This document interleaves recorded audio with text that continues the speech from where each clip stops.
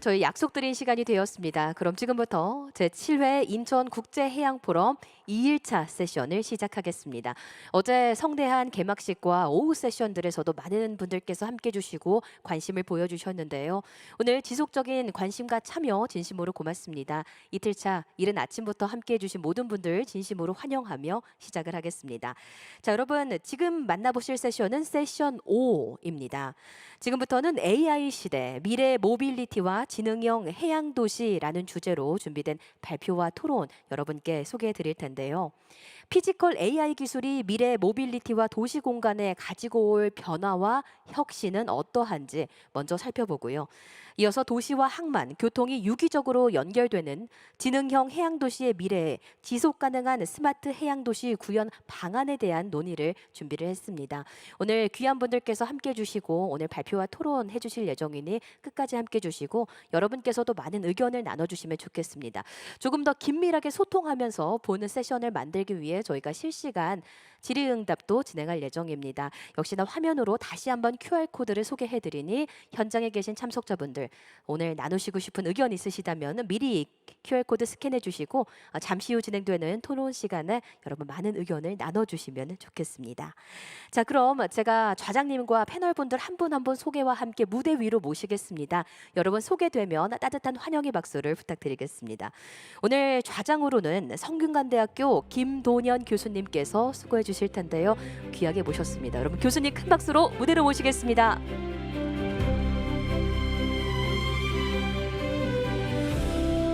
고맙습니다. 좌장님께서 본 세션 이끌어 주시고 더욱 유익한 시간으로 만들어 주실 예정입니다. 착석을 부탁드리겠습니다. 고맙습니다. 자, 오늘 발표와 토론에 함께 해주실 연사님들 소개 올리겠습니다. 먼저 한국과학기술원 황기연 초빙 교수님 먼저 박수로 무대로 모시겠습니다. 네, 교수님께서도 역시 무대 위에 등단을 해주시겠습니다. 함께 해주셔서 고맙습니다. 자, 계속해서 건축공간연구원 김영현 연구위원님을 소개드립니다. 어서 오십시오. 네, 무대 위로 모시겠습니다. 다음은 지속가능 도시연구소 이날의 대표 소장님이십니다. 박수로 환영해 주시기 바랍니다. 네, 무대 위로 모시겠습니다.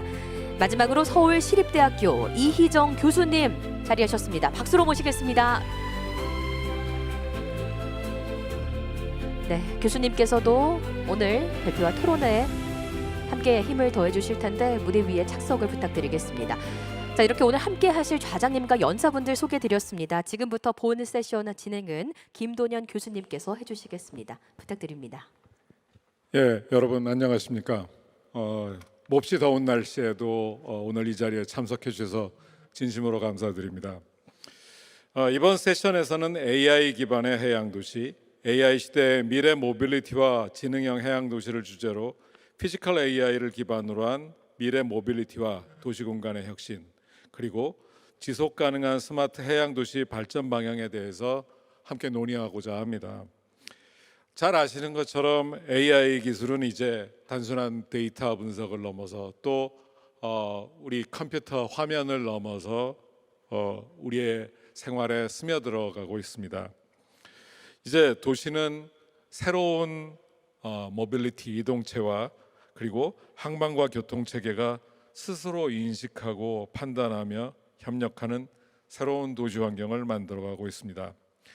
이러한 변화는 우리 생활뿐만 아니라 우리 도시 전반에 미치고 있고 특히 인류 역사를 통해서 항구, 항만이라는 것은 새로운 도시의 미래 경쟁력과 그리고 지속 가능성을 높이는 핵심 요소가 되어가고 있습니다. 도시는 이제 사람과 사람의 이동 그리고 정보의 이동을 해오고 있습니다. 이것은 항구라고 하는 기능 역시 여러 가지 변화에 지금 맞닿져 있는 상황입니다.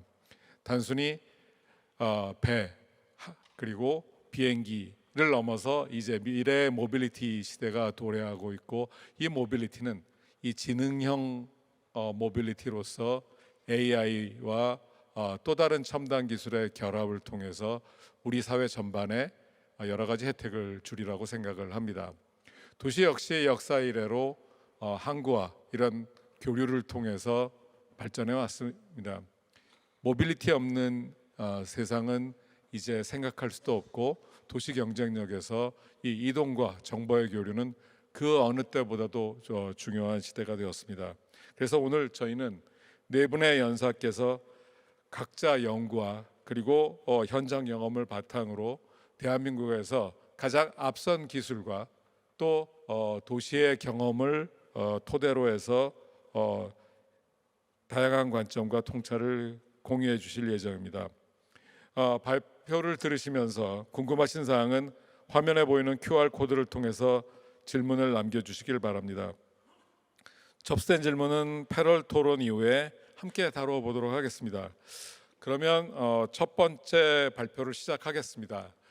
여러분들 잘 아시겠지만 과학기술연구원 황기현 교수님께서는 대한민국의 청계천 복원 사업에서 서울시 전반의 교통 문제를 해결하신, 즉 도시의 환경과 그리고 도시의 생활의 질을 높이는 것과 교통이라고 하는 것들을 어떻게 해결해가고 또 그 교통을 미래 환경과 접목시키느냐에 대해서 실체적 경험과 그 성공을 만들어 보신 분들입니다.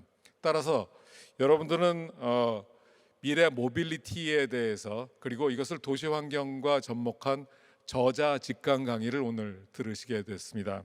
오늘 말씀 주실 제목은 무인 자율 주행 모빌리티로 여는 글로벌 해양도시 인천 2030입니다. 황기현 교수님 소개해드리고 주제 발표를 부탁드리겠습니다. 황기현 교수님 부탁드리겠습니다.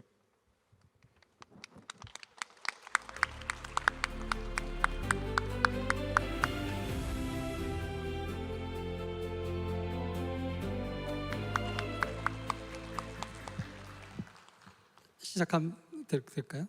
네. 예, 여러분 반갑습니다.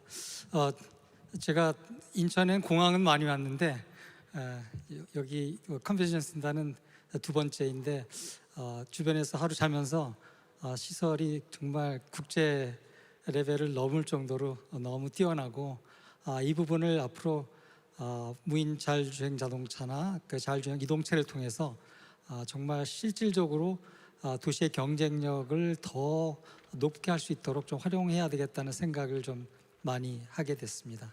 오늘 제가 한 30분에 걸쳐서 발표드리는 내용을 경청하시고 그냥 얘기해서 끝나는 게 아니라 인천을 획기적으로 바꾸는 그런 계기가 되는 시간이 되었으면 좋겠습니다. 목차는 이렇고요. 저는 크게 세 개의 필라로 나누어서 얘기할까 합니다. 그동안에 인천은 그 해안가를 해양 주변, 그러니까 이제 서해안 주변을 지난 20년 동안 적극적으로 개발을 했습니다. 인천공항을 만들었고, 그다음에 송도 신도시를 남쪽에, 그다음에 인천 신항, 그다음에 청라 신도시 이렇게 만들어가면서 인천의 서울 의전형 그런 어떤 과거의 인천을 해양도시 주도형 인천으로 지난 20년 동안 바꿔왔습니다. 근데 지난 20년 동안 바꿔가는 과정에서 하나 독립된 섬과 같이 그렇게 작업을 해왔고요. 이제 오늘 이 시간부터는 해양도시의 특성, 소위 말해서 해안도시는 무조건 육상의 도시같이 도로나 교량을 깔아서 해결할 수 있는 그런 공간적인 그런 장소가 아닙니다. 결국 이거는 기존에 우리가 생각하는 인프라 투자를 최소화하고 인프라 투자 대신 모빌리티에 대한 자율주행 모빌리티에 대한 투자를 통해서 바꿔야 할 그런 공간이 된 겁니다. 오늘 저의 발표의 핵심은 그런 내용이 있고요. 그래서 섬을 좀 저는 앞으로 인천의 미래의 핵심, 새로운 프론티어는 섬이라고 생각합니다. 그래서 섬을 좀 적극적으로 활용하고 기존에 우리가 있는 하나의 물류의 핵이죠. 항만 자동화 적극적으로 할 뿐만 아니라 주변에 있는 이번에 용인 반도체 클러스터도 그렇고 평택 항을 통해서도 이제 첨단 산업이 이런 그 항만과 연결돼서 전 세계적으로 경쟁력 있는 산업을 일으킬 수 있는 그런 공간으로 우리가 항만이 완전 자동화되는 그런 작업을 하고 또 물류 그런 어떤 코리도도 만들어야 되겠다. 그다음에 그동안에 분절됐던 항만, 공항, 그다음에 도시 뭐 이런 것들을 섬 이런 것들을 이제 하나 엮어서 하나의 교통 체계처럼 서로 인티그레이션 통합해서 돌아가는 그런 도시로 우리가 만드는 작업을 해야 되겠다. 그래서 기존의 육상에서의 그런 어떤 통합 체계가 이제 이 해상 도시에서 다양한 그동안 우리가 겪지 못한 그런 새로운 교통 수단을 통해서 인티그레이션 되고 해양 도시의 이동이 완성되는 그런 작업들을 우리가 해야 되겠다라는 중심으로 얘기를 진행하겠습니다. 전 결론부터 말씀드리면 조금 전에 얘기했듯이 인천은 그동안에 열심히 개발을 해왔고 서해안 중심으로 개발해 왔는데 각각 분절돼서 개별적인 교통섬이었다. 이제 그거를 우리가 이제 통합할 시기가 됐다. 무엇으로? 기존의 도로 인프라나 교량 인프라는 한계가 있기 때문에 해양에 맞는 자율주행 모빌리티를 통해서 우리가 이런 과업을 달성을 해야 되겠다. 그리고 우리가 그 168개에 이르는 특히 한 128개에 이르는 이런 섬들, 무인 섬들을 우리가 어떻게 잘 활용해서 이런 미래 자율주행 모빌리티의 실험장 또 그다음에 가장 먼저 실험되는 장으로 만드냐 이것을 우리가 적극적으로 좀 해야 되겠다. 조금 전에 얘기했듯이 항만도 자동화하고 그래서 이 장기, 단중, 장기로 나눠서 이런 사업들을 우리가 체계적으로 3대 사업에 대해서 우리가 한번 펼쳐보는 그런 일을 좀 해야 되겠다. 그래서 얼마 전에 그 우리 남서 해안에서도 섬 박람회가 열렸습니다. 이제 그동안의 섬은 우리 개발의 방향에서 좀 벗어나 있었지만 앞으로의 우리 특히 인천에서의 섬은 옛날에 말하는 그런 개발이 아니라 친환경적이고 그다음에 조력을 통한 그런 발전을 일으키고 풍력을 통한 발전을 일으키고 그다음에 어떤 이동에 제한이 없고 또 응급에 제한이 없는 그런 새로운 미래 공간으로 우리가 다시 태어날 수 있는 그런 것으로 우리가 만들어야 된다는 것이 오늘 제 발제의 결론입니다. 조금 전에 말씀드렸듯이 인천은 세계에서 최초로 그리고 항만 그다음에 요즘에 우리 인천 공항이 그 트랜스퍼 고객이 많아서 승객 수가 이용객 수가 전 세계 1등을 했습니다. 그다음에 168개에 이르는 이용하지 않는 현재까지 무기력한 그 섬. 그다음에 해안을 따라 만들어진 송도 신도시, 청라 신도시. 이걸 갖다 우리가 엮으면 이제는 인천은 서울 의전형 그런 종속적인 그런 경제가 아니라 해양을 중심으로 인천이 완전히 독립되고 독립적으로 스스로 자족할 수 있고 그다음에 중국이라는 앞으로 미래 시장과 가장 가까이 위치해 있는 그런 공간으로서 그 어떤 한국의 도시보다 경쟁력 있는 도시로 저는 태어날 거라고 확신을 하고 요 네 가지 우리 공간들을 연결하는 쪽에 관심을 좀 갖고 있습니다. 뭐 해외에서도 이런 그 해외 해양 도시를 발전하겠다는 노력은 좀 많이 있고요. 하지만 아직까지도 없는 거는 이 자율주행 모빌리티를 이용해서 이런 해양 도시를 경쟁력을 키우겠다는 아직 시도는 없습니다. 다시 말해서 우리는 굉장히 특별한 그런 시설들이 한 군데 모여 있다는 그런 장점. 특히 어떤 사람은 조수간만의 차가 뭐 굉장히 높다. 근데 저는 그것이 오히려 기회다. 그다음에 어떤 사람들은 여기가 북한이랑 가까워서 이런 UAM이나 드론 실험하기 어렵다. 저는 그것을 오히려 장점으로 우리가 활용을 해서 이 공간들을 우리가 기술 개발과 실증을 하게 되면 전 세계적으로 어디에 내놔도 경쟁력이 뛰어난 공간으로 이 공간을 우리가 재탄생시킬 수 있다고 생각하고 있습니다. 여태까지 우리의 스마트 시티는 결국은 사람이 하는 도시입니다. 사람이 액션은 최종적으로 하는데 이 AI 시티는 사람이 액션을 취하는 도시가 아니라 AI가 액션을 취하는 소위 말하는 피지컬 AI 그런 도시라고 할 수 있습니다. 인재 도시, 우리는 도시의 초점을 어디에 맞춰야 되냐면 사람이 끝을 하는 게 아니라 기계가 완벽하게 끝을 내는 그런 도시를 겨냥한 디자인을 해야 된다고 생각합니다. 지금 이런 AI 도시를 향해서 아시아 이런 각국들, 유럽 각국들이 경쟁을 하고 있고요. 저는 그런 어떤 경쟁에서도 인천은 여러 가지 처한 환경은 다른 항구보다 절대적으로 위쪽에 있는 그런 위치에 경쟁력 위치에 속해 있다. 단지 이 것들을 개별적으로 놔뒀기 때문에 이제는 이걸 끼워 맞춰서 인티그레이션하는 그런 작업들을 우리가 하면 이제 세계 어떤 항구 도시보다 경쟁력 있는 도시로 다시 태어날 거다, 그렇게 생각하고 있습니다.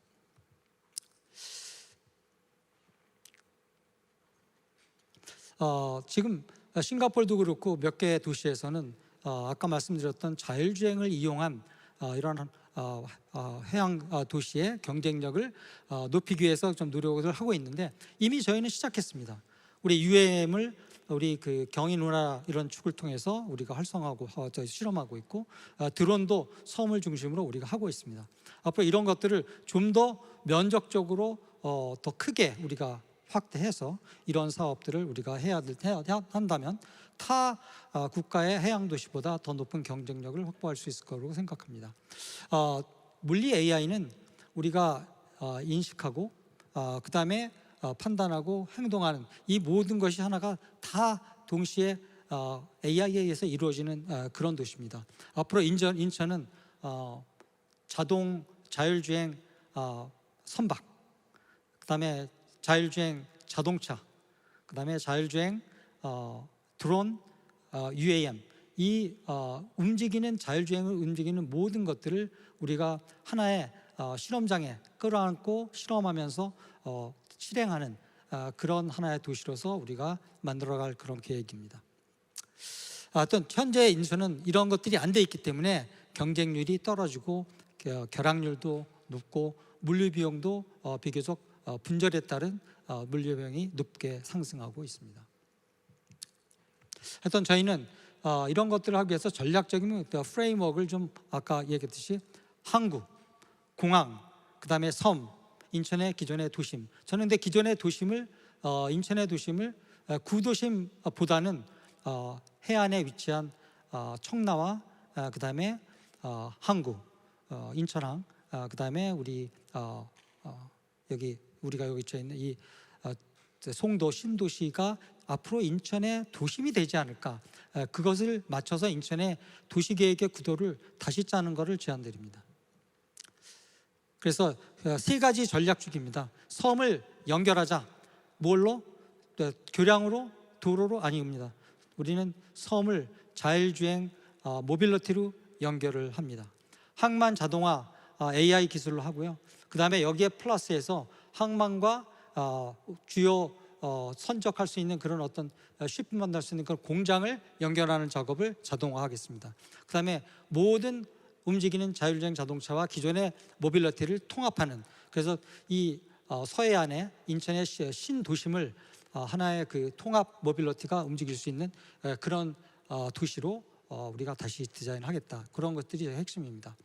그것이 이루어지려 그러면 다른 것도 함께 따라와 줘야 됩니다. 근데 저는 현재 인천에서 일어나고 있는 여러 가지 사항들은 굉장히 긍정적인 메시지를 던지고 있다고 생각합니다.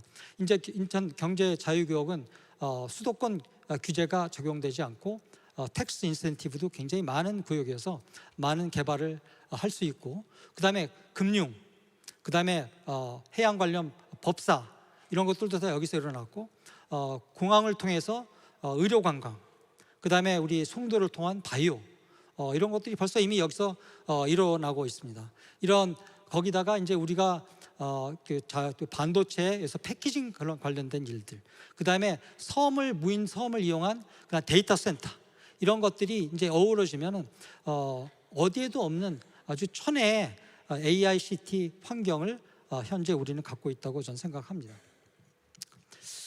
그래서 이건 좀 넘어가고요.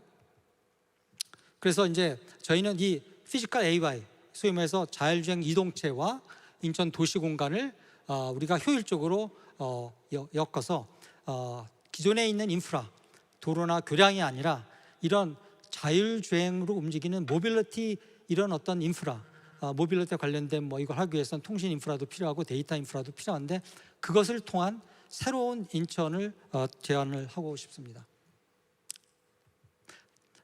그리고 이런 거 하기 위해서는 지방 도시의 노력만큼 힘들고요. 오늘 저 인천 항만공사가 했지만 이 해양수산부의 역할 굉장히 크고요. 국토부, 그다음에 그 과기정통부의 이제 통신시설까지, 이것들이 다 어우러져야 되기 때문에 이거는 어떤 한 지자체의 사업이 아니라 국가 사업으로 우리가 디자인해서 추진을 해야 될 것 같습니다. 첫 번째, 섬을 연결하는 겁니다. 저는 지금 섬 연결이 지금 멀리 떨어져 있고 그럴 어떤 필요성도 없지만, 이제 우리가 조력 발전도 하고 데이터 센터도 세우고 어떤, 그리고 자율주행 모빌리티 관련된 어떤 실험 공간도 이 섬을 통해서 많이 만들면 이동의 어떤 수요가 많이 만들어질 거라고 생각하고, 이런 이동 수요를 우리가 옛날에 없던 새로운 자율주행 선박이나 드론이나 UAM으로 우리가 처리해서 거기 사는 사람들이 물류 이동이나 그다음에 여객 이동이 불편이 없도록 그렇게 할 그런 생각입니다. 그 섬은 특히 이제 무인섬 같은 경우는 장애 요인들이 없어서 우리가 커다란 아주 많은 시험을 할 수 있습니다. 우리가 자율주행 자동차 실험을 서울시나 비롯해서 전국에서 했는데 너무 많은 그런 규제 요소를 갖고 했습니다. 왜냐하면 교통사고를 우려했기 때문에. 그렇기 때문에 우리가 어떤 자율주행 자동차 상용화가 중국과 미국에 비해서 많이 뒤떨어졌는데, 우리는 이번에 이 섬들을 이용한 이런 실험을 통해서 그 어떤 규제에서도, 그 어떤 장애에서도 경쟁력 있는 그런 자율주행 모빌리티를 개발할 수 있을 거라고 생각하고 있습니다.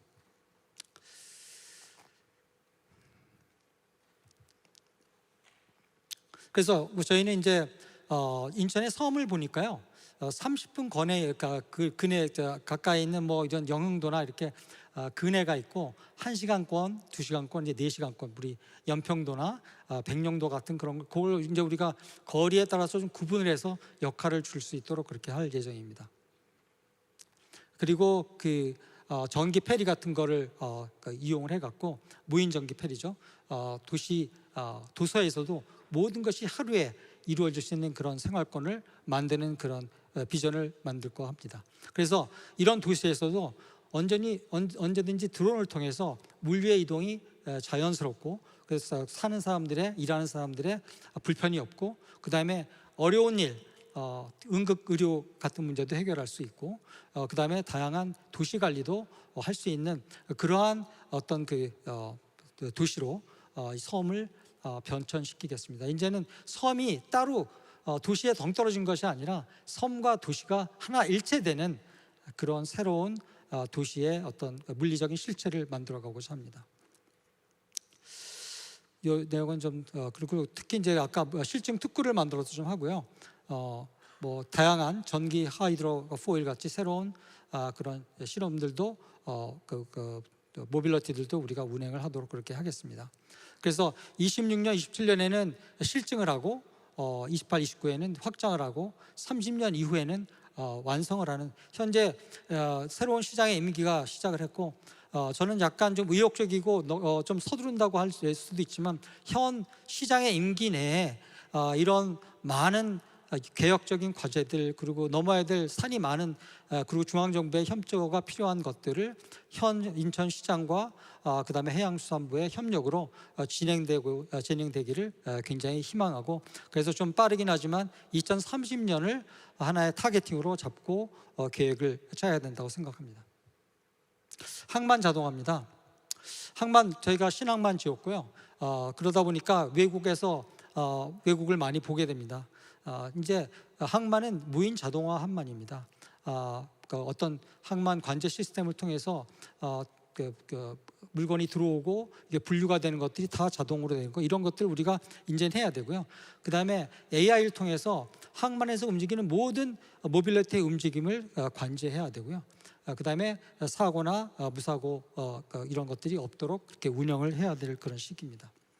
그래서 배가 들어와서 그 다음에 최종적으로 내륙의 물류센터로 가거나, 아니면 물류센터로 에서 물건이 출발해 갖고 다시 입항하거나 이제 그 외국으로 떠날 때까지 이런 전 하나의 과정이 하나의 통합 이런 관제 시스템을 통해서 자동화될 수 있는 그런 시스템을 저희가 만들어야 되겠다 생각하고 있습니다. 그리고 저희가 그 항만에 물건이 내리면은 그 물건들이 바로 이 그 항만과 그 다음에 수요처를 직접적으로 연결할 수 있는 최근에 우리가 자율주행 화물 트럭도 많이 나오기 때문에 연결해서 이 물건이 어떤 사람들의 어떤 그 운전자의 어떤 제약 없이 빠르게 회랑을 통해서 움직일 수 있는 그런 어떤 제안도 좀 드리고 싶습니다. 로드맵은 다음과 같고요.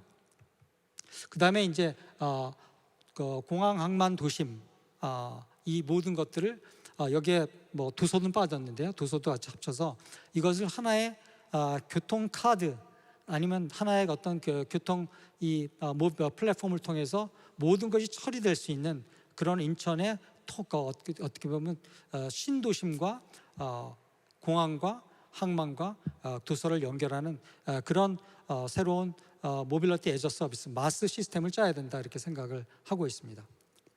그래서 기존에 공항과 항만은 현재 별로 연결 시스템이 뻔히 앞에 보이는데 연결을 가려고 그러면 40분 이상 걸려요. 이런 것도 저희가 새로운 이런 어떤 자율주행 셔틀을 UAM 셔틀 같은 걸 통해서 10분 이내로 움직일 수 있는 획기적인 어떤 교통의 변화. 옛날 미국 같은 경우에는 교통 수요가 없는데 하이웨이를 깔았습니다. 그래서 그 깐 하이웨이가 나중에 도시를 개발하는데 큰 역할을 했는데 저는 우리가 이런 어떤 공항과 항구의 새로운 하나의 교통 코리도에 이런 어떤 서비스를 우리가 제공하게 되면 거기에 따른 새로운 수요가 창출될 거라고 생각합니다. 우리는 미래를 살아가는데 미래는 모르기 때문에 이런 어떤 새로운 시스템을 통해서 새로운 수요가 창출될 수 있는 그런 배경을 그런 파운데이션을 만드는 것이 중요하다고 생각합니다. 그래서 이것을 하나의 앱을 통해서 모두 결제될 수 있는 시스템을 만들고요. 그 다음에 자율주행 Autonomous Demand Responsive Transport를 통해서 한 번 사람이 내리면 그 다음부터 최종 목적지까지 멈추지 않고 이어질 수 있는 그런 수요응답형 자율주행 자동차도 같이 연결이 되면 좋겠다. 이제 자율주행 수요응답형 자율주행 자동차는 이제 유럽 같은 경우에는 거의 상용화의 수준에 이르렀습니다. 올해 지금 EU의 회의의 가장 핵심이 이 자율주행 DRT입니다. 그래서 저는 이 실행이 굉장히 목전에 왔고 우리가 빨리 이 부분을 서둘러서 해양에서 도심으로 오고 도심에서 해양으로 가고 도서로 가는 이 모든 교통수단이 멈춤이 없이 최종 도착지까지 데스티네이션까지 흐를 수 있는 그런 체계를 우리가 DRT로 갖춰야 된다고 생각합니다. 그래서 이런 로드맵에 따라서 진행을 하고요. 그 다음에 이런 것들이 진행해 달라 그러면 여러 가지가 갖춰져야 됩니다. 물론 우리가 말하는 인프라는 옛날 같은 교량과 도로 같은 인프라가 아닙니다. 이제 자율주행이 되려 그러면 통신 인프라도 필요하고요. 그 다음에 무인 피지컬 AI가 되려 그러면 데이터 센터 관련된 그런 것들, 그 다음에 반도체도 굉장히 많이 필요하기 때문에 이런 것들 우리가 갖추는 작업을 굉장히 빨리 서둘러서 해야 되겠다. 그래서 결국은 이 해양 도시는 기존의 자동차에서 나오는 매연이 풀풀 날리는 그런 도시가 아니라 탄소가 안 나오고 그 다음에 해양 생태계가 보존이 돼서 우리가 다양한 해양 연구를 또 할 수도 있고 그 다음에 섬이라고 해서 그 다음에 외진 곳이라고 해서 이동성에서 불이익이 따르지 않는 그런 도시로 우리가 개발을 할까 합니다. 그래서 이런 것이 이루어지려면 거버넌스나 이동체나 그다음에 이게 데이터나 통신 인프라가 되게 필요하고요. 그리고 이제 현재 이런 것들을 다 하나의 관제 시스템으로 엮습니다. 그걸 우리가 드라이빙 서비스 프로바이더라고 그러는데 옛날에 이런 게 없는데 이제 자율주행 자동차나 자율주행 이런 선박 같은 것들은 개별적인 그 이동체 하나하나를 개별적으로 관리를 합니다. 그래서 앞으로는 이 통합 관제 시스템이 모든 자율주동차를 하나하나 개별적으로 관리하는 이 관제 시스템을 우리가 짜야 됐고요.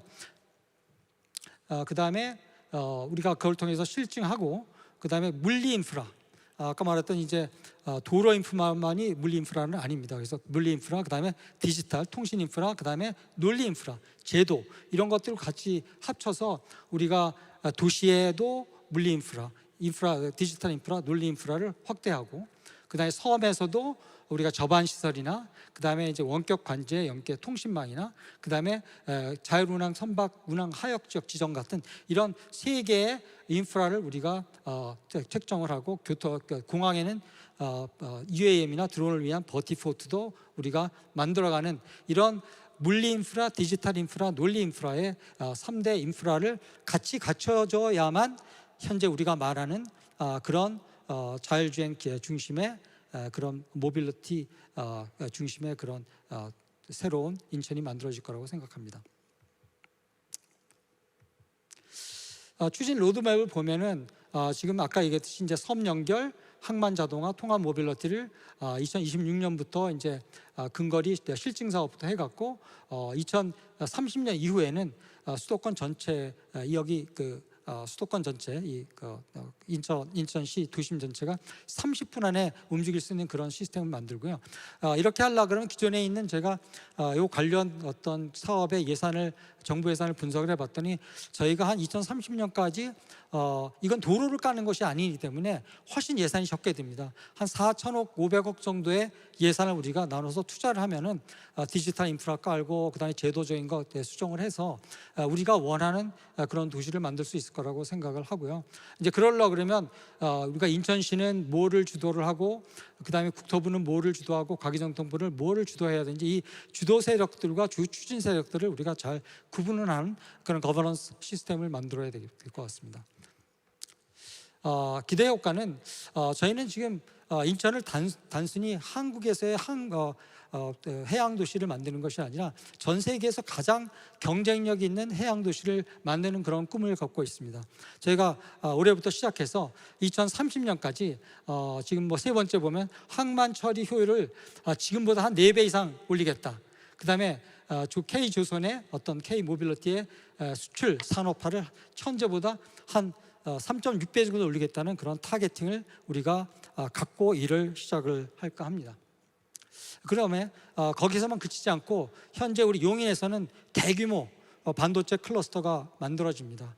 그러면 이 용인 클러스터에서 신속하게 이 물건이 인천 공항이나 또 인천 신항을 통해서 전 세계로 나갈 수 있는 그런 작업들, 그런 것들도 만들어야 됩니다. 기존에는 평택항을 통해서 이 충남 쪽에서 오는 그런 것들을 처리했는데 이제 물량이 커지기 때문에 이 부분을 우리가 추가적으로 고민을 해서 작업을 해야 될 것 같습니다. 이런 일들이 이루어지면 정말 이거는 자율주행은 친환경입니다. 저희는 2026년에 비해서 앞으로 향후 50년에 탄소 배출이 50% 정도 줄어들 것으로 예상하고 이 작업을 해야 된다고 생각하고요. 거기뿐만 아닙니다. 이제 이런 걸 통해서 해외에서 인천 공항을 통해서 의료 관광을 아마 올 겁니다. 또 그리고 우리 인천에 있는 섬을 이용해서 조수간만의 차를 이용해서 조력 발전도 하고요. 그다음에 인천의 무인섬이나 섬을 이용해서 우리는 풍력 발전이나 저걸 통해서 우리 수도권의 반도체 산업을 활성화하는데 전기 공급도 우리가 할 수 있도록 그렇게 준비를 할 예정입니다. 그렇게 하다 보면 우리가 몇 군데에선 떨어지지만 이 해양 도시로서의 통합 모빌리티 이 부분, 왜냐하면 저희는 공항과 항만과 도심과 섬을 다 연결하기 때문에 이런 부분에선 전 세계에서 1등이 될 수 있지 않느냐 그렇게 생각하고요. 그 다음에 응급도시 대응력, 멀리 떨어진 섬에 사는 분들도 결코 의도에서 뒤지지 않는 그런 서비스를 제공할 수 있는 그런 글로벌 위상을 갖게 될 거고요. 이것들을 우리가 동남아에 아시아부터 우리가 전파를 해서 우리의 모델이 아시아 국가의 이런 새로운 해양도시 모델로 정착시킬 수 있도록 저희가 최대한 노력을 할 예정입니다. 여러 가지 중앙정부와 인천광역시가 이 일을 위해서 해야 되고 인천항만공사도 열심히 일을 해야 될 거고요. 자세한 내용들은 이렇게 내용들을 좀 참고하시고요. 하여튼 앞으로 인천은 그동안에 열심히 발전해 왔고요. 이제 발전해온 거를 꿰야 됩니다. 꿰는 거를 기존에 우리가 말했던 교량과 도로와 같은 인프라가 아니라 자율주행 모빌리티를 통해서 이걸 우리가 꿰야 되고, 그러면 환경적이 되고, 또 그걸 통해서 새로운 신산업을 만들고 어떤 산업의 어떤 경쟁력을 우리가 키운다면, 인천은 서울 의전형 그런 도시가 아니라 인천 서부를 중심으로 공항과 섬을 활용한 그런 인천 나름대로의 독자적인 경제권이 앞으로 빛나는 그런 시절이 곧 올 거라고 저는 생각하고 있습니다. 경청해 주셔서 감사합니다. 예, 황기현 교수님 감사드립니다. 황기현 교수님은 국가 전체 교통 정책을 총괄하셨던 교통연구원 원장이셨습니다. 그래서 이 교통에 대한 부분을 정말 다층적 다각도에서 말씀을 주신 것 같습니다. 오늘 말씀 주신 내용들을 조금 되짚어 보면 항구, 항만, 특히 인천 신항은 AI 통합 관제 시스템을 도입해서 하역과 이송 그리고 장치장 작업을 완전히 자동화하고, 특히 이것이 무인 야드 트랙터 등 다양한 모빌리티와 전기 기반 장치를 활용해서 사용한다라고 하면 에너지 효율 극대화뿐만 아니라 탄소 저감 및 기후 변화에 대응할 수 있는 새로운 선도 모델이 가능하다라고 말씀을 주셨습니다.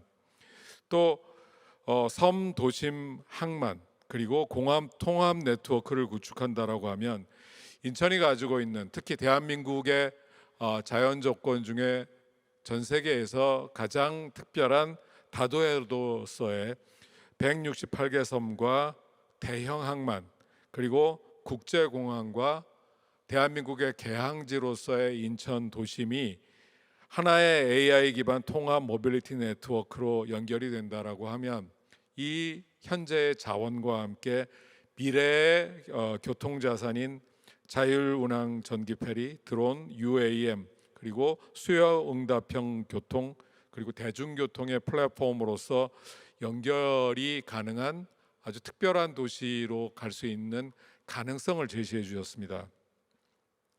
이와 함께 AI 드론 로봇을 활용한 해양 오염 모니터링과 쓰레기 자동 수거 그리고 무인도의 생태 디지털 트윈 등으로 해양 생태계 보존과 지속 가능성이라고 하는 인류적 가치와 세계적 아젠다에도 기여할 수 있고, 이를 실현하는 모델로서의 가치를 보여주셨습니다.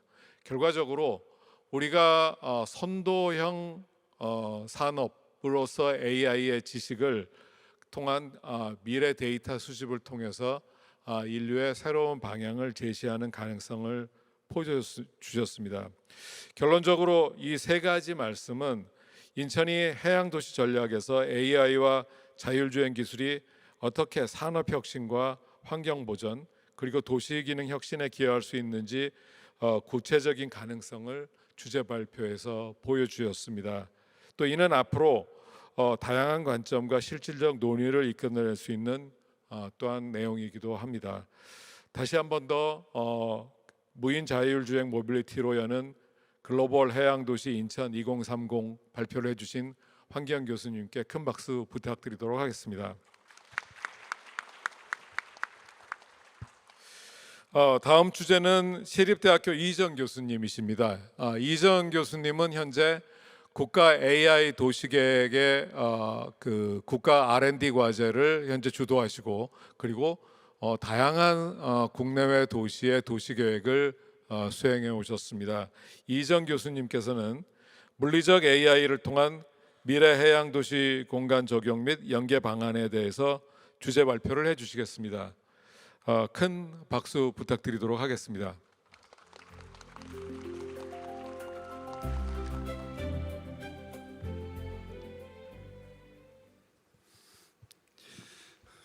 네, 반갑습니다. 방금 소개받은 서울시립대학교 이정 교수입니다.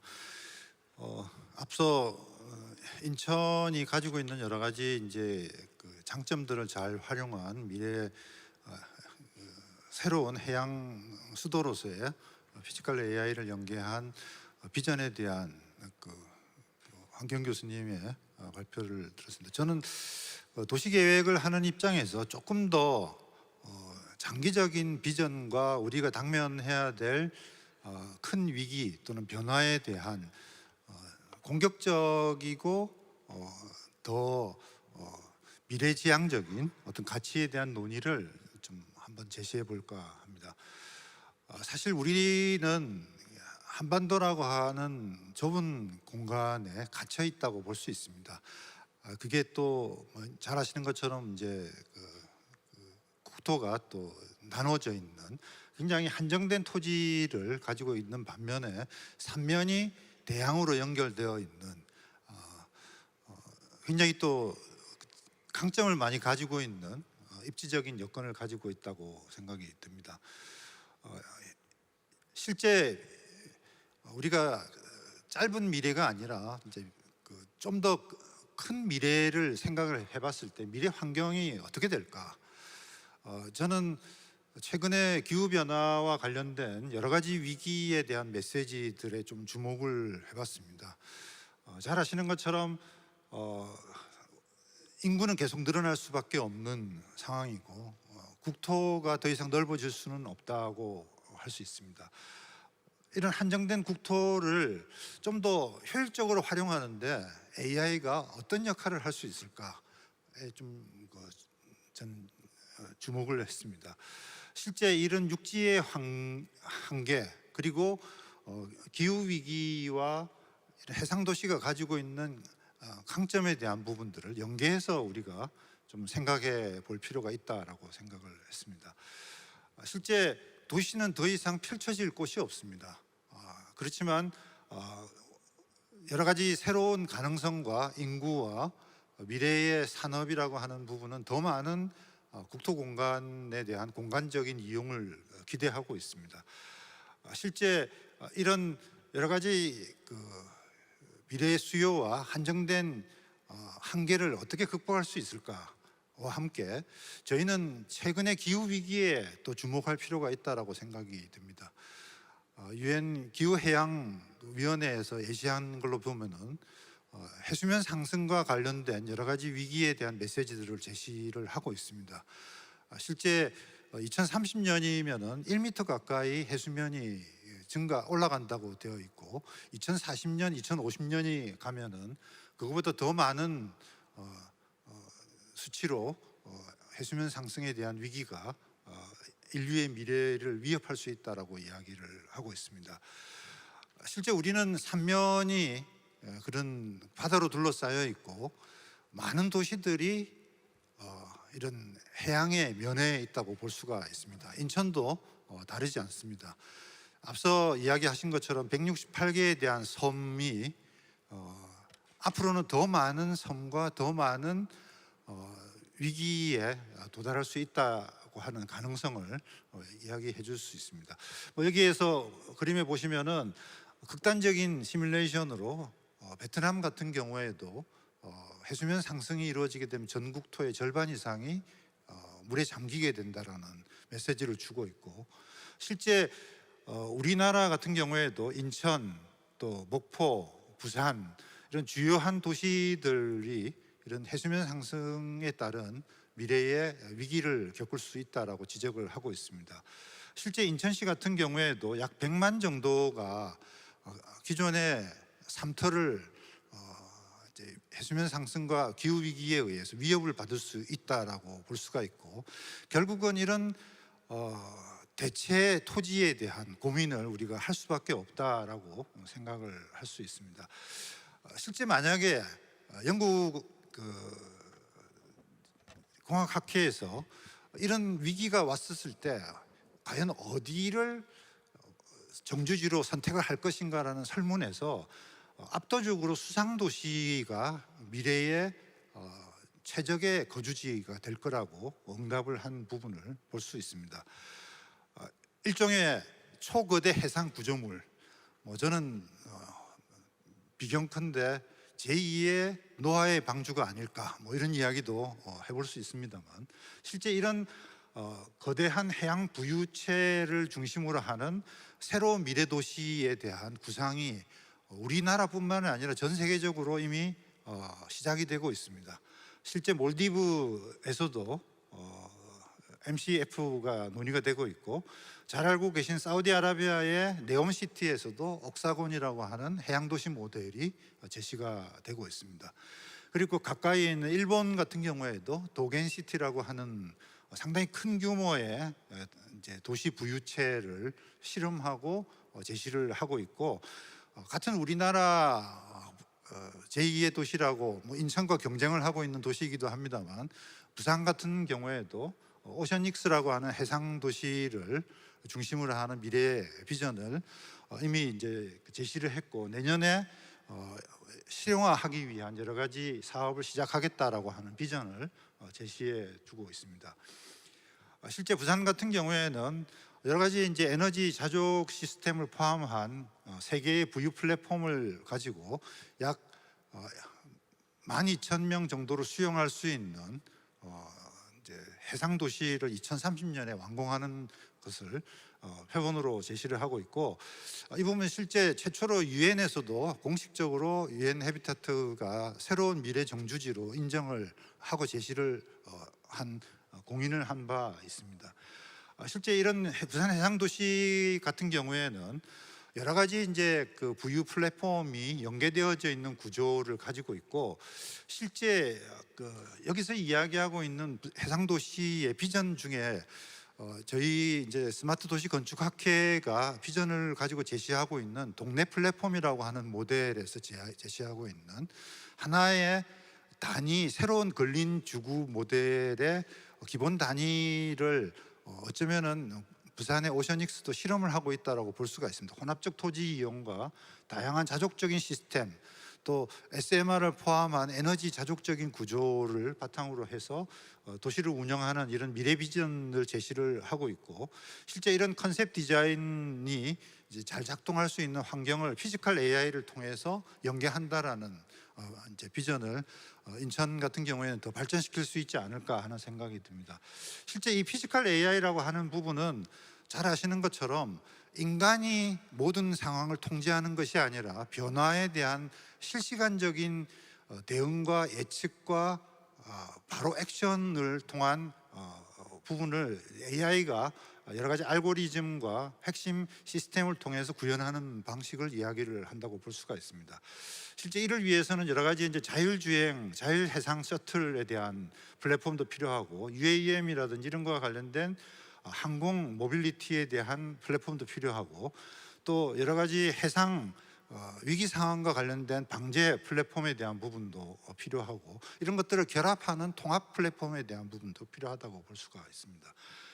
사실은 AI를 통해서 이런 에너지, 또 여러 가지 해수 담수화, 그리고 폐기물 순환, 그리고 미래의 안전과 재난에 대한 대응, 또 시민들의 민원 대응이라든지 니즈에 대한 부분을 실시간으로 관리 운영하는 여러 가지 미래 수요를 AI가 관리 통합하는 이런 적용 분야의 다양성을 우리가 제시할 수가 있겠고, 실제 미래의 피지컬 AI라고 하는 부분은 이런 다양한 센서를 통해서 변화될 수 있는 위기 상황, 막 경우에 따라서는 태풍이 온다. 그 태풍이 오는 경우에 해수면 상승이라든지 미래의 이런 부유체들이 어떻게 통합하고 결합을 해서 하나의 안전망을 설정할 것인가라고 하는 이런 액추에이터까지도 바로 연계가 되어질 수 있는 이런 부분에서 사람이 놓칠 수 있는 부분을 AI가 자율적으로 통제해 줄 수 있는 기술적인 혁신을 통해서 이런 상상이 가능할 수 있는 미래의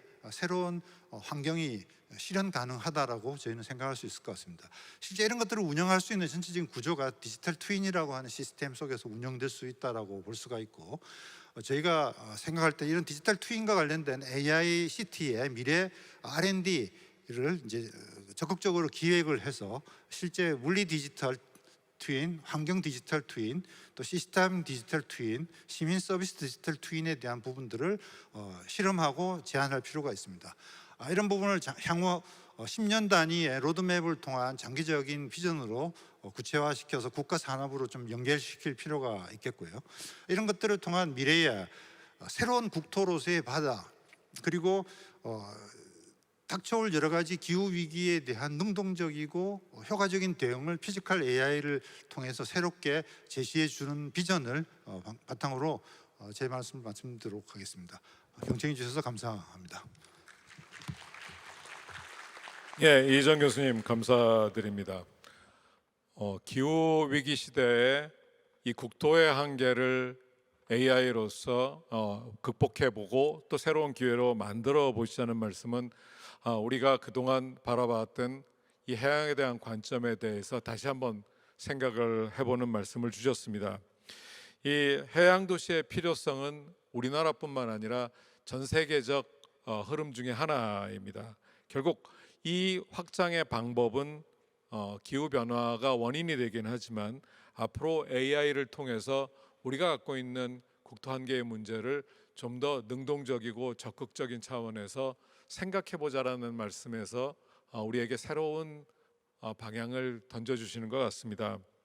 특히 이 AI와 해양 도시의 융합은 우리가 갖고 있는 여러 문제에 대해서 지속적인 대응과 함께 혁신적인 해법이라는 측면에서 의미가 있고 또 이 자체가 대한민국에서 그동안 여러 국가에서 시도를 해봤지만 우리가 갖고 있는 실현성과 그 기술력을 바탕으로 해서 선도적인 실험장을 한번 조성해 보자라는 정책 제안과 R&D에 기반으로 한 실효성 있는 그 제안 역시 의미가 있다고 생각이 됩니다. 이 자료는 앞으로 우리가 해양 도시의 미래상 등을 고민할 때 중요한 화두를 던져주시는 말씀인 것 같습니다. 다시 한 번 더 이정 교수님 발표에 감사의 말씀을 드리고 큰 박수 부탁드립니다. 다음은 우리나라의 국가 건축의 큰 연구 방향을 제시하고 있는 아우리 즉 건축공간연구원의 김영현 연구원님 소개를 해드리겠습니다. 김영현 박사님은 현재 국가 스마트 도시 사업을 주관하고 계시고 특히 지방자치단체의 스마트 도시 사업의 역량 강화와 그리고 이것이 가는 방향들에 대해서 현실적인 지원을 해주고 이에 대한 연구를 해주고 계십니다. 따라서 앞으로 이 스마트 도시와 미래 AI 도시에 대한 기반에 대한 말씀을 주실 것 같습니다. 오늘 주실 말씀은 AI 시대 해양의 미래, 인천항에서 시작되는 지능형 해양도시 구상에 대해서 말씀 주시겠습니다. 김영현 박사님 부탁드립니다.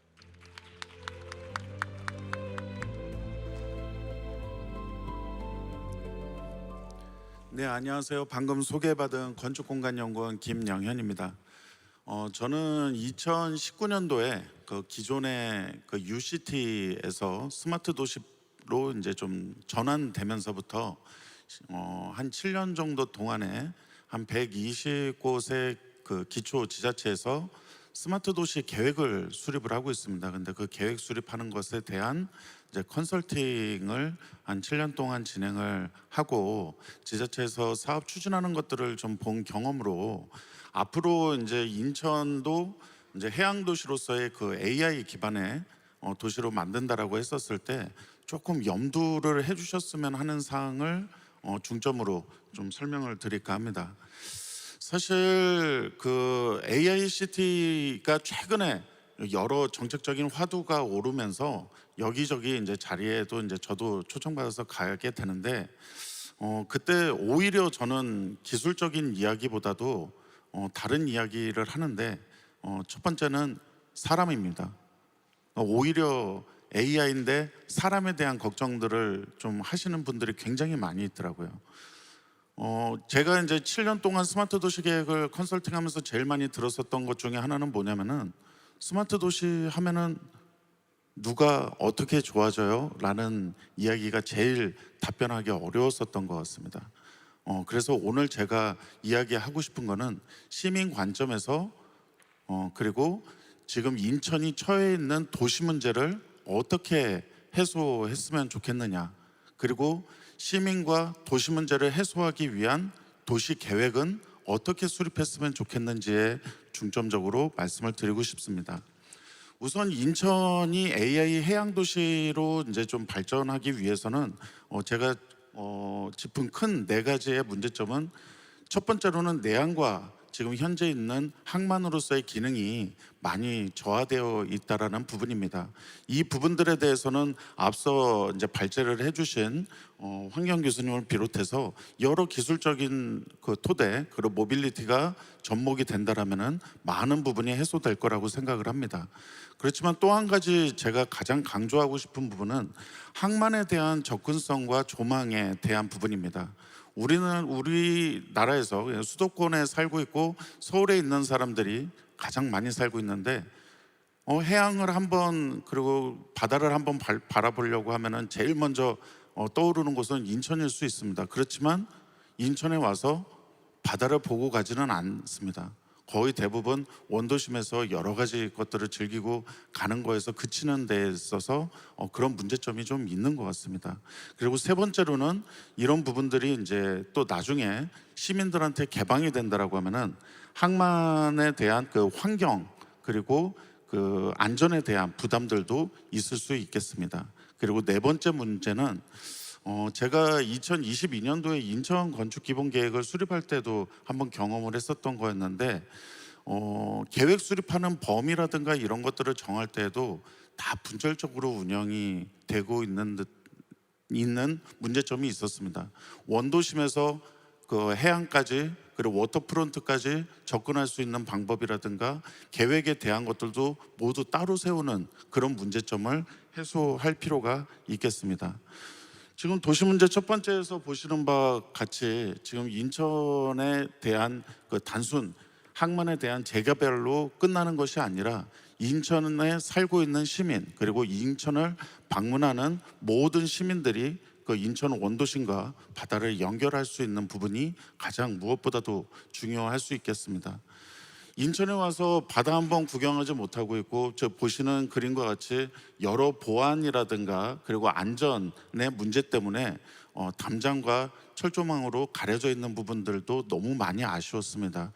인천 시민들이 어쩌면 가장 바라는 부분들은 첨단의 기술과 해양 도시들도 있겠지만 보다 더 워터프론트를 찾아가는 그런 부분들도 원할 것이라고 생각을 하고 있습니다. 그리고 이런 부분들이 항만이 제대로 작동을 한다라고 하면은 여러 그 환경 문제가 다시 한번 봉착될 수밖에 없습니다. 여러 그 대기 오염에 대한 문제들도 더 심해질 것이고요. 그리고 쓰레기 환경 오염에 대한 문제들도 있을 것입니다. 이런 부분들을 이제 좀 AI 도시 기반으로 했었을 때 해소할 수 있어야 되겠습니다. 이런 부분들에 대한 문제의 본질은 어떻게 보면은 항만은 따로 그리고 도시 따로 해양 따로 그 계획을 수립을 하고 그리고 해당되는 부분들이 연결되지 못한 계획으로 수립되는 것에 대해서 문제를 지적을 하고 싶습니다. AI에 대한 그 진정한 해양 도시라고 한다라고 하면은 앞서 이야기했었던 정말 완전 자율의 AI 항만 운영도 되어야 되겠지만 그리고 여기에 따라서 AI 워터프론트 그리고 AI에 대한 환경 관리, 재난 안전 관리가 모두가 다 연결될 수 있는 부분들이 이루어졌을 때 성공적인 해양 도시로 발전할 수 있을 것이라고 생각합니다. 물론 이런 그 해양 도시가 만들어지는 데 있어서 기존에서는 따로 계획을 수립하고 관리할 수밖에 없는 한계가 있다라고 생각을 합니다. 기술적 측면에서 정말 넘쳐나는 데이터를 어떻게 해소할 수도 없고 그리고 관리의 영역이 굉장히 인간이 하기에는 어려웠었기 때문입니다. 그렇지만 이제 AI 기반이라고 한다라고 하면은 여러 가지 것들에 대한 데이터가 자율적으로 예측을 하고 도시 문제를 진단을 하고 조치까지 취할 수 있는 상황에 놓일 수 있기 때문에 이런 부분들은 오히려 더 시민에게 더 친숙한 해양 도시로 만들어질 수 있는 기회라고 생각을 합니다. 그리고 이러한 것들이 이제 피지컬 AI로 여러 가지 서비스들이 제공이 될 겁니다. UAM이 돌아다니고요. 드론들도 전부 예측하려고 돌아다니고요. 로봇도 길에서 사람들과 함께 거닐 수도 있습니다. 그렇다라고 하면은 이런 부분들에 대한 AI 도시가 만들어질 때는 기술과 함께 도시에 대한 물리적인 환경도 함께 바뀌어 주어야 됩니다. 사람과 로봇이 공존했었을 때 불편함이 없도록 하고 UAM이라든가 드론이 날아다녔었을 때 시민이 안전해야 됩니다. 이런 것들에 대한 계획이 함께 이루어지면 좋겠습니다. 이런 부분들을 이제 전부 종합했었을 때 스마트 도시 계획을 이제는 수립을 해야 됩니다. 인천 같은 경우에도 조만간 2차 스마트 도시 계획이 종료되는 것으로 알고 있고, 인천 해양 도시에 대한 부분들을 계획을 수립을 한다라고 하면은 우선 첫 번째 앞서서 말씀드린 것처럼 공간적인 범위를 너무 항만과 여러 가지 그 내항 개발해야 되는 단위별로 끊지 않았으면 좋겠습니다. 지금 원도시까지 보다 더 넓혀진 포괄적 범위에서의 공간 범위를 고민을 하셨으면 좋겠습니다. 그리고 두 번째로는 앞서서 제가 말씀드렸었던 4가지 도시 문제 이외에도 시민들과 함께 인천이 가지고 있는 현재의 도시 문제가 무엇인지를 면밀히 진단했으면 좋겠습니다. 그리고 현재 나와 있는 여러 도시 계획 체계 안에서 연계될 수 있도록 기존에 있었던 계획들도 함께 변화될 수 있도록 노력을 해야 되고요. 그리고 이러한 모든 것들은 시민 리빙랩과 지역 주민들이 함께 만들어갈 수 있는 그런 계획 수립이 이루어졌으면 좋겠습니다. 그랬었을 때 지금 인천을 찾고 있는 원도심, 그리고 원도심에서 워터프론트까지 편하게 올 수 있는 보행과 여러 자율주행에 대한 모빌리티, 그리고 인천 항만에서 벌어지는 여러 산업 경제적인 부분들까지 서로 연결됐었을 때 정말 대표적인 대한민국 최고의 그 AI 해양 도시로 거듭날 수 있을 거라고 생각이 됩니다. 이런 부분들을 하기 위해서는 여러 대표적인 서비스들을 구상을 해볼 수도 있을 것 같습니다. 여러 문제점별로 AI가 찾아낼 수 있는 여러 기술들, 방문객을 분석을 하고, 그리고 스마트 관광 동선까지도 좀 알려주고요. 그리고 여러 해양 도시 환경적인 문제점에 대한 배출원도 추적을 해서 예측하고 해소할 수 있는 부분들, 그리고 시민들의 수요에 따른 그 맞춤형 관광까지 이루어지는 여러 다양한 서비스들이 연계되었으면 좋겠습니다. 앞으로 이제 또 여러 가지 또 인천이 거듭나야 되는 그 숙제들이 굉장히 많을 것 같습니다. 그리고 AI 도시 때문에 여기저기서 AI 모델에 대해서, 도시 모델에 대해서 고민을 하고 있습니다. 근데 인천 같은 경우에는 다른 지역보다도 가장 수도권에서 근접되어 있고 인천공항에서 해외에 오시는 분들이 굉장히 많기 때문에 이런 부분들이 그 잠재적인 가능성을 AI와 함께 좀 풀어나간다고 하면은 세계에서 가장 멋있는 도시로 발전될 수 있을 것이라고 생각됩니다. 이상입니다. 예, 감사합니다. 김영현 박사님. 주신 말씀 중에 가장 중요한 부분은 인천시와 인천 항만은 따로 있지 않다라는 것들이고, 그리고 그것은 우선적으로 인천 시민을 위한 방향이 되어야 된다라는 말씀이 아주 제 귀에 있습니다.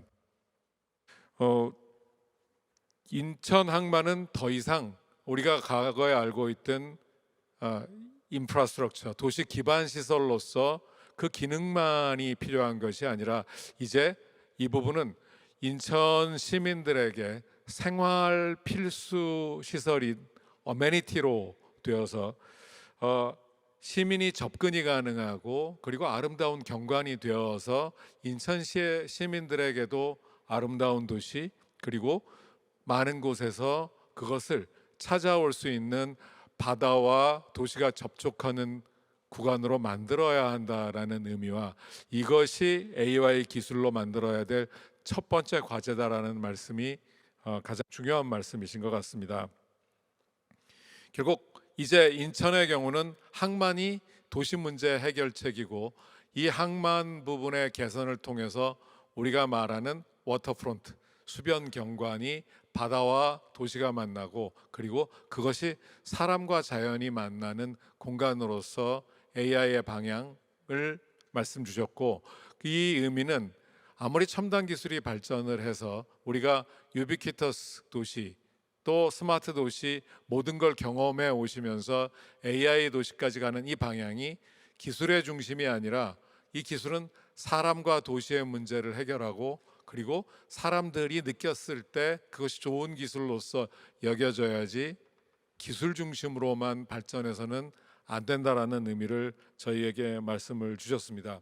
결국 이러한 가치가 인천으로부터 시작되는 세계적 가치의 출발이 인천 항만과 그리고 그동안 항만공사가 다뤄왔던 이 시설이 인천시의 미래의 자산이 되고 새로운 공간 자산으로서 인천시의 발전과 함께 새로운 AI 산업을 견인할 수 있는 장소로서의 의미를 말씀 주셨습니다. 다시 한 번 더 김영현 박사님의 발표에 감사의 박수 부탁드리도록 하겠습니다. 세 번째 발표는 이날의 지속가능도시연구소 소장님의 발표를 듣겠습니다. 이날의 박사님은 부산의 플로팅 시티 해양 도시의 우리나라 대표로서 참석을 해오셨고 그동안 다양한 분야의 국내외적 도시 설계 경험을 가지고 계신 분입니다. 인천 18부두 AI 시대의 세계적 도시의 실험장으로서 인천시가 갖고 있는 그리고 항만공사가 관장하고 있는 장소에 대한 말씀을 주실 것 같습니다. 이날의 박사님 발표 부탁드립니다.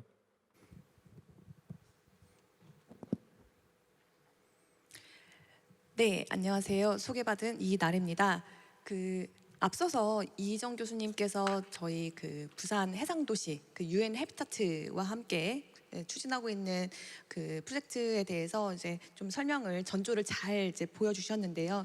저는 이제 UN에서도 일을 하면서 도시와 바다가 만나는 그 접점에 대한 지속 가능한 솔루션을 어떻게 가져갈 것인가에 대한 고민을 이제 했던 그 경험, 그리고 그 경험이 어떻게 좀 가치 있게 활용될 수 있을 것인가에 대한 말씀을 이제 제목에서도 보시는 바와 같이 인천 18부두를 중심으로 좀 말씀을 드리고자 합니다. 네, 먼저 미래 해양 도시를 좀 정의를 하고 가고 싶습니다. 보통 아시는 스마트 항만이라고 하면은 항만 안에 효율만 이제 신경을 쓰겠는데요. 이제 AI 해양 도시라고 하면은 이제 항만 안에만 머무는 것이 아니라 항만 밖의 도시 문제, 즉 보행 접근성이라든지 어떤 원도심과의 연결, 수변 공공성 같은 이런 문제들을 함께 다뤄야 합니다. 그래서 AI나 디지털 트윈, 자율 모빌리티 이런 기술들이 따로 각각 존재하는 것이 아니라 도시와 바다의 관계를 매일 조율하고 개선하는 어떤 지속 가능한 방식으로 재구성하는 이런 방식으로 작동을 해야 합니다. 근데 앞서서 이제 또 환경 교수님께서도 말씀 주셨다시피 인천이 가진 너무 좋은 복합 관문 도시로서 복합 지리 자산, 네, 이런 인천의 공간 자산을 이제 AI, 미래 모빌리티를 통해서 이게 하나의 네트워크로 연결하는 전략을 이제 보여주셨다면, 저는 네트워크 기술이 시민 일상 속에서 실제로 체험되고 검증되어야 되는 장소가 어디인가, 그리고 그 답을 이제 18부두라고 이제 제안을 드리고 싶습니다. 왜 18부두인가 강조하는 이유는 이곳이 밑에 보시다시피 장소성, 실행 가능성, 상징성, 또 확장 가능성까지 동시에 갖고 있는 장소이기 때문입니다. 먼저 다양한 장소성에 대한 얘기 충분히 주셨고요. 18부두에 대한 재개발 사업이 진행 중이지 않습니까? 그래서 이런 총 사업비 한 6천억 이상 규모로 진행되는 이런 사업들을 어떤 변화의 모멘텀으로 활용할 수 있는 부분들, 그리고 18부두에서 끝나는 것이 아니라 이 내양 전체를 어떤 AI 시대 해양 도시로 확장할 수 있는 그런 가능성까지 18부두가 갖고 있는 잠재력이라고 저는 생각을 합니다. 그래서 여기서 저는 왜 어떤 프로젝트는 세계적 프로젝트가 되는가에 대한 그 관점을 이제 강조를 하고 싶은데요. 세계적인 프로젝트는 단순히 크고 비싼 건물, 랜드마크로 완성이 되는 것이 아니라 어떤 인류 보편적인 의제를 지역의 장소성으로 실현할 때 그때 세계적 프로젝트가 된다고 생각을 합니다. 지금 오른쪽 그림에 보시다시피 기후 위기나 해수면 상승, AI 전환, 해양 생태 회복, 특정 도시만의 문제가 아닙니다. 그래서 전 세계 도시가 함께 고민을 해야 하는 보편적인 의제입니다. 그 중에서도 특히 이런 탄소 중립, 또 미래 모빌리티, AI 전환, 또 뭐 순환 경제라든지 일자리, 포용성, 뭐 국제 협력까지, 이런 보행 접근성까지 18부두가 이제 담을 수 있는 보편적 의제의 일부만 제가 보여드리는 걸로 이제 보셔도 되겠습니다. 그래서 요거를 이제 제가 참여했던 오션익스의 경험과 좀 연결을 해보겠습니다. 이제 오션익스는 UN 해비타트라는 UN 기구와 함께 논의했던 지속 가능한 해상 도시, 그러니까 부유식 도시죠. 그러니까 해 수면이 높아짐에 따라서 도시가 이렇게 위아래로 이렇게 움직일 수 있는 그런 이제 모델인데, 저희 이제 우리나라 부산에서 세계 최초의 시범 사업을 추진을 해 왔습니다. UN이라는 국제기구, 또 이제 부산이라는 지방 정부, 그리고 민간 사업자인 그 오션익스가 함께 참여했던 글로벌 프로젝트입니다. 오션익스는 다른 어떤 해안 개발 사업과는 달리 단순히 바다 위의 공간을 활용하자는 데서 출발한 것이 아니라 이런 해수면 상승, 기후 적응, 기후 위기, 뭐 이런 지속 가능한 정주 환경, 이런 문제에서 출발을 했습니다. 그러니까 이것이 어떤 오션익스를 차별화하는 그런 지점이었다고 생각을 하고요. 다만 제가 이걸 말씀드리는 그 전제는 이제 오션익스의 경험을 그대로 인천에 가져오자는 것은 아닙니다. 핵심은 이렇게 세계적인 의제를 어떻게 지역의 장소성으로 실현을 했는가에 대한 그 방법을 강조를 하고 싶습니다. 네. 뭐 다들 아시다시피 2050년이 되면은 세계 주요 대도시 대부분이 이제 해수면 상승 영향을 받게 됩니다. 인천도 예외가 아니죠. 전 세계 이런 연안 도시들, 우리가 사랑하는 많은 도시들, 결국은 이제 물을 잘 활용했기 때문에 많은 사랑을 받았던 이런 도시들이 결국은 물 때문에 생존의 위협을 받고 있습니다. 그래서 인천의 고민이 인천만의 고민이 아니라는 점입니다.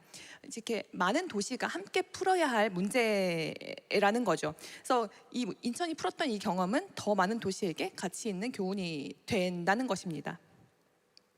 그래서 해수면 상승에도 불구하고 세계 인구는 계속 증가하고 있고 도시 압력은 계속 증가하고 있습니다. 그래서 오션익스는 이런 도시와 압력에 대응하는 새로운 토지 개발 방식으로 간척 대신에, 매립 대신에 해수면 상승에 뭐 대응하는 이런 부유식 도시를 제안한 것입니다. 그래서 기존 매립 방식에 비교해서 뭐 환경적인 부담, 비용적인 부담을 훨씬 더 적게 가져갈 수 있고요.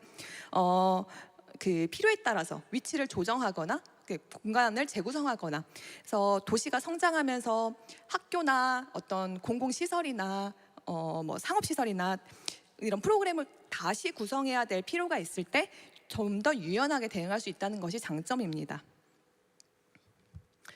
그래서 초기에는 이 세 개의 서로 연결된 이 프로토타입, 이 세 개의 플랫폼이 서로 연결돼서 하나의 동네, 즉 생활권을 만드는 방식으로 출발을 하고요. 왜 이렇게 바다 위에 새롭게 만들어지는 플랫폼은 우리가 보통 육지에서 도시를 개발할 때 이제 직면하게 되는 그런 제약 사항으로부터 자유롭습니다. 그래서 우리가 뭐 살고 일하고 연구하고 뭐 이런 모든 방식들을 완전히 좀 새롭게 생각을 해볼 수 있는 그런 우리의 상상력을 발휘해 볼 수 있는 그런 장소가 될 수가 있다는 것입니다. 그럼에도 오션익스가 이 장소의 맥락을 놓치지 않았다는 점이 중요합니다. 이 플랫폼의 하나 사이즈, 이 규모를 이제 정할 때 부산의 경험, 그러니까 부산의 도시 스케일, 또 부산의 보행 단위, 부산의 골목길, 이런 것들에서 이거를 차용해 왔다는 점이 중요합니다. 즉 어떤 세계적 의제를 이런 지역의 물리적 조직, 그리고 시민의 일상과 연결해서 풀어나가려고 했다는 점이 중요합니다. 그래서 이렇게 세 개 플랫폼을 중심으로 이렇게 계속해서 확장해 갈 수 있는 이런 구조를 가지고 있고요. 그래서 UN 해비타트 사무총장님의 이 말씀을 이제 강조를 하고 싶은데, 물과 조화롭게 살아가는 방식을 다시 생각을 해봐야 된다. 그리고 그것을 이제 부산에서 그 첫 번째 사례를 보게 될 거다. 이 점이 중요할 것 같습니다. 우리가 단순히 서구의 그런 선진화된 방식을 따라가는 거에서 이제는 UN이 인정하는 이제 새롭게 이제 뭔가를 제시하는 그런 도시로서 인정을 받았다는 점이 강조를 하고 싶습니다. 이런 경험에서 제가 가져오고 싶은 시사점, 글로벌 아젠다에 대한 부분, 지역의 로컬리티에 대한 부분, 시스템을 통합하는 부분, 그리고 이제 인간에 대한 부분입니다. 실제로 이 뭐 에너지, 물, 자원 등 모든 이제 분야에 있어서 지금 세계적 현황이 어떤지, 부산의 현황은 어떤지, 그리고 우리가 어느 정도까지 수준을 달성하고 싶은지 이런 것들을 지속 가능한 발전 목표와 연결해서 이것들을 설정을 했다는 점이 중요합니다. 그래서 어떤 AI와 같은 신기술이 돋보이는 것도 중요하지만 어떤 목표의식을 갖고 어떤 문제를 하려고 하는가, 그냥 그런 부분들이 더 중요할 것 같습니다. 결국 기술은 계속 익숙해지고 변하고 그렇지만 이 문제의식은 남습니다. 그래서 세계적 프로젝트를 만드는 것은 어떤 가장 새로운 기술을 전시하는 것이 아니라 시대가 요구하는 어떤 문제를 해결했느냐, 그런 것이 세계적 프로젝트를 만든다고 말씀을 드리고 싶습니다. 그래서 이 인천 18부두가 이제 이렇게 세계가 공감하는 문제를 인천 내양의 장소성으로 이제 구현하는, 이를테면 정말 AI 블루 SDG, 그러니까 해양과 관련된 SDG를 특화해서 실현하는 그런 특별지구가 될 수 있지 않을까라는 제안 말씀을 드립니다. 지금 재개발 계획에는 어떤 그 문화복합, 관광, 공원 이런 기능들 위주로 구성이 된 것으로 알고 있는데요. 여기에 어떤 AI, 지속 가능성, 보행에 대한 부분들, 그런 부분들을 한 레이어를 더한다면은 이게 그냥 어떤 재개발 사업을 넘어서 세계적인 실험장이 될 수 있다는 제 말씀을 드리고 싶은데요. 그래서 중요한 것은 이런 AI 18부두가 AI가 그냥 뭐 단순히 전시되는 이런 공간이 아니라 늘 일상에서 작동하는 이런 장소가 되어야 된다는 점입니다. 그리고 마지막으로 이런 세계적 프로젝트를 실현하기 위한 특별 계획, 그리고 전담 조직의 역할을 강조하고 싶습니다. 이 부분 앞서 말씀드린 오션익스에서도 부산에서 아직 풀지 못한 숙제이기도 합니다. 이런 좋은 비전도 결국은 제도와 조직이 있어야 이제 가능하다는 점인데요. 우리가 보통 성공 사례로 평가하는 이제 해안 도시, 해안 개발의 이제 뉴욕의 허슨야드, 또 배터리 파크, 그리고 싱가포르의 마리나베이, 모두 어떤 이런 이제 역할들이 있었습니다.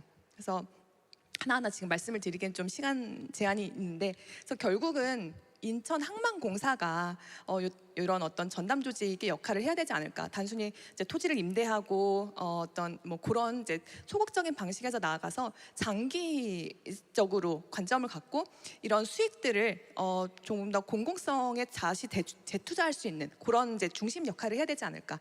그리고 앞서 이제 환경 교수님께서도 말씀하신 다양한 좋은 기술들, 이것들이 결국은 실현이 되려면은 이제 기존의 이 제도에서는 불가능하겠죠. 그래서 이런 특별 계획, 어떤 특별 계획 구역으로서의 지정이 또 필요하지 않을까라는 말씀을 마지막으로 드리면서 발표를 마치겠습니다. 감사합니다. 네, 이나래 박사님 감사합니다. 아주 구체적인 장소인 항만공사가 현재 소유하고 관리하고 있는 18부두를 대상으로 말씀을 해주셨습니다. 18부두는 세계적인 장소인데 우리는 과연 그 세계적인 장소를 잘 활용하고 있는가에 대한 질문이 아주 중요한 의미를 갖고 있습니다.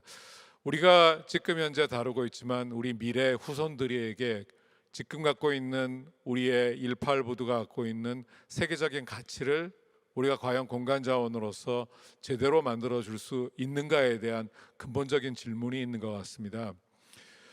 우리는 현재 인천의 18부두가 어찌 보면 오늘 해양도시 세션에서 가장 중요한 장소일 수도 있겠다라는 생각을 한번 되짚어 볼 수 있습니다. 이나래 박사님이 이야기한 세계적인 사례들이 바로 이 다 부두 항만에서 이루어지고 있고, 또 우리가 잘 알고 있는 호주 시드니의 달링 하버는 호주의 상징 공간이 되어가고 있습니다. 그리고 전 세계에 가장 앞서가고 있던 기술 기업인 구글은 토론토의 항만 부두 지역을 새로운 미래 도시로 계획을 하려다 실패한 것도 우리는 보았습니다. 우리가 갖고 있는 기술력과 도시의 경험을, 그리고 국가의 방향과 인천이라고 하는 지방정부, 그리고 국가기관인 인천해운항만공사가 보유하고 있는 이 땅은 어찌 보면 대한민국의 땅이지만 세계적인 장소로서 우리가 UN 지속 가능한 개발 목표 중에 하나를 다시 한번 의발전한 새로운 의미의 블루 SDG의 새로운 시작의 장소, 그리고 우리의 기술력과 역량을 한번 몰입해서 국가뿐만 아니라 세계적 가치를 구현하는 장소로서의 의미를 갖고 있는 이 장소에 대한 계획과 개발이 지금 올바른가에 대한 의미를 말씀해 주셨고, 그 의미가 어찌 보면 부산에서 UN 해비타트가 진행해 온 새로운 미래 해양 도시의 모델과 같은 의미와 가치를 가져야 하는 것이 아닌가 하는 큰 울림 있는 질문을 주셨습니다. 다시 한 번 더 이나래 박사님 발표에 큰 박수 한번 보내주셨으면 감사하겠습니다. 자, 지금까지 우리는 한 분의 주제 발표와 세 분의 토론 발표를 들었습니다. 대한민국에서 가장 앞서가고 있는 모빌리티에 대한 주제를 말씀을 주셨고, 그리고 국가가 진행하고 있는 AI 도시계획 방향에 대한 말씀을 우리는 들었습니다. 이와 함께 그동안 대한민국이 해왔던, 기업과 함께 해왔던 스마트 도시 유비퀴터스의 실질적인 도시 설계와 계획의 말씀을 들어보았고, 마지막에 인천에서 우리가 이 시작을 어떻게 해야 되는가에 대한 구체적인 장소에 대한 말씀도 들어보았습니다. 아마도 우리가 AI로부터 출발해서 시민과 국민 그리고 주민들이 체감할 수 있는 작은 성공을 어떻게 만들 건가까지의 큰 담론부터 실질적인 체험의 이야기를 모두 들어보았습니다. 오늘 발표에서 우리가 말씀 주신 이야기와, 그리고 인천이 AI 시대 해양 도시가 앞으로 어떻게 가야 하고, 그리고 항만과 해양 도시가 어떻게 AI 시대에 역할을 할 수 있는가에 대한 말씀을 이제 플로어에 계신 여러분들과 함께 논의해 보도록 하겠습니다. 이제 사전에 접수된 질문과 여러분들이 해주실 질문을 가지고 토론을 해보도록 하겠습니다. 먼저 혹시 QR로 주신 질문을 제가 한번 살펴보려고 했는데,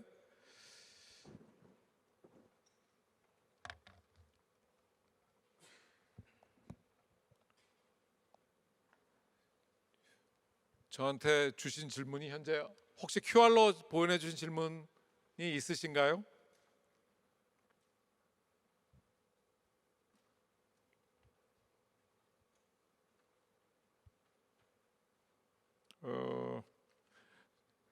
저한테 지금 질문이 안 나타나고 있는데 혹시 없습니까? 혹시 플로어에서 질문 있으신 분 말씀 주시죠. 네. 네, 저희가 마이크 전해드리겠습니다. 잠시만 기다려 주시기 바랍니다. 예, 말씀 주시기 전에 소속과 성함 꼭 부탁드리겠습니다. 그리고 어떤 분께 질문 드리시는지도 말씀 주시면 감사하겠습니다.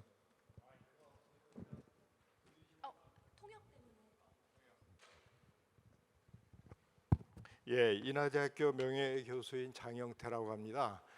그때 발표해 주신 이나래 박사님께 여쭙겠습니다.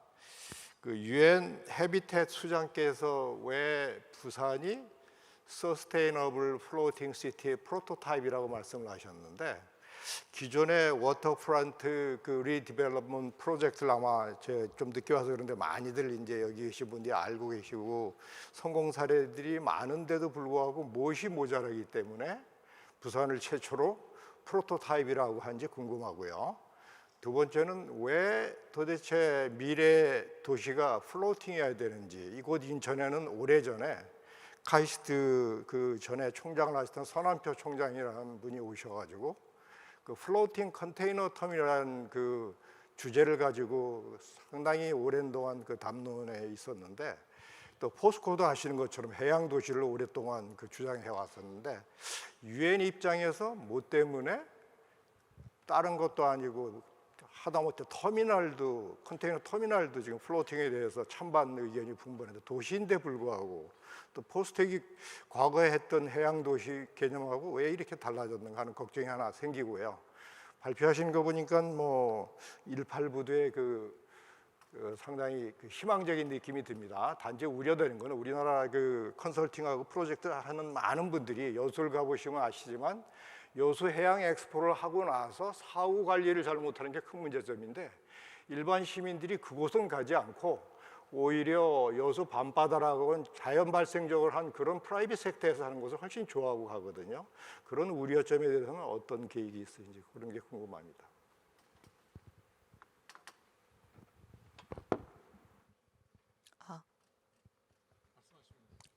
네, 먼저 이제 부산을 지속 가능한 해상 도시의 첫 번째 케이스로 이제 거의 이렇게 인정을 한 그 사유에 대해서는 일단 이 프로젝트가 당연히 이제 첫 번째 사업이기 때문에 비용적인 측면을 또 고려를 하지 않을 수가 없는 그러니까 어떤 기술 개발이나 어떤 시범 사업으로서의 상징성이나 그래서 이거를 어느 정도 좀 수준이 있는 이제 국가와 도시에서 먼저 시범 사업을 해야 된다라는 그 공감대가 첫 번째 있었고요.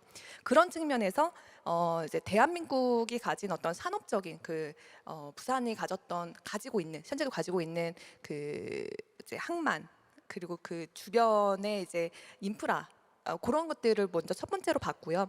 그리고 당시 어떤 시장님께서 가지고 이제 보여주셨던 어떤 담대한 비전이랄까요? 그러니까 유엔이 지향하는 그 지속 가능 발전 목표와 이게 궤를 같이 한다라는 그 또 공감대가 또 하나 있었고, 그리고 마지막으로는 유엔도 이게 부산에서 끝나는 사업으로 당연히 보지는 않았겠죠. 그래서 이제 그 후발주자들 이를테면은 이제 그 개발도상국의 정말 해수면 상승의 위협을 갖고 있는 도시들로 확산될 수 있는 그런 이제 확장성을 봤을 때 그래도 대한민국이 하면은 후발주자들이 좀 어떤 부담 없이 어떤 이 식민지를 경험하지 않은 그럼에도 불구하고 지금 어떤 이제 전 세계를 선도하는 어떤 선진 국가로서 갖고 있는 그런 어떤 상징성이 또 하나 작용을 했습니다. 그러니까 이런 것들이 종합돼서 이제 부산이 어떤 이제 시범 사업으로서의 이제 지위를 갖게 되었다라는 말씀을 이제 드리고요.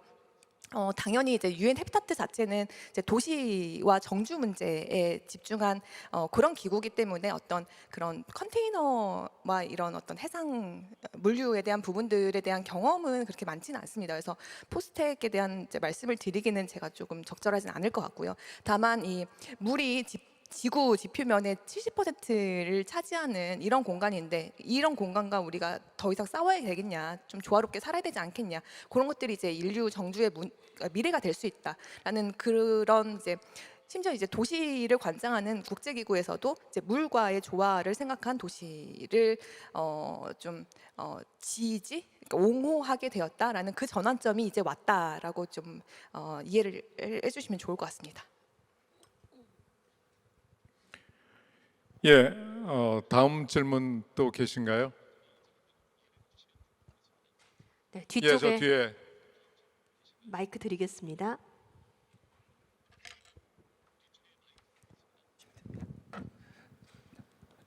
그 미군 기지의 역할을 보면은 저 소속과 성함을 좀 말씀해 저는 주시면. 소속은 없고요. 방청하러 왔다가 제가 최근에 그 미군 기지 관련된 얘기를 듣고 그 동남아에서의 그 인천의 역할이 국제적인 역할이었구나라는 부분이 있어서 그 물류와 관련된 부분들에 있어서 조금 더 동남아 그리고 인태 지역의 전략적인 관점에서 인천의 역할이 좀 지금 현재 G타워 인천자유경제구역청과 밀접한 관련이 있지 않나, 그런 부분에서 좀 지역적인 그러면서도 동남아 물류와 역할에 대해서 좀 말씀 좀 부탁드립니다.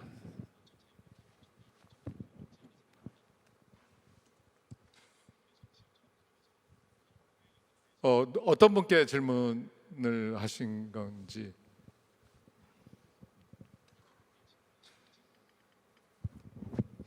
저 선생님께서 좀 지정 좀 해주십시오. 동남아 물류라고 말씀을 하셨나요?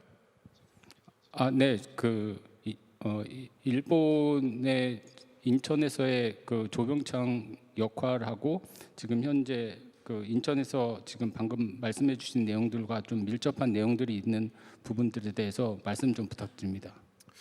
예, 선생님 질문을 제가 정확히 답변할 수 있을지 모르겠습니다만 제가 최선을 다해서 답변을 드린다라고 하면 아마도 인천 해양도시에서 물류에 대한 분야들은 우리가 개항을 하면서 처음 항구가 만들어졌고 그리고 그 항구 속에서 서울 등 수도권의 거점으로서의 항구의 역할이 굉장히 중요한 것 같습니다. 그래서 도시의 역량으로 AI 기반과 그리고 항만 물류라고 하는 물류의 기능 그리고 중국 등 여러 나라에서 오는 사람들의 동향, 그 이동 그리고 앞으로 이제 정보에 대한 소통 등을 고려할 때 인천이 갖고 있는 이 입지적인 여건과 그리고 기존의 도시의 역량을 감안하면 앞으로 이런 복합적인 기능들을 잘 수행할 수 있지 않을까 하는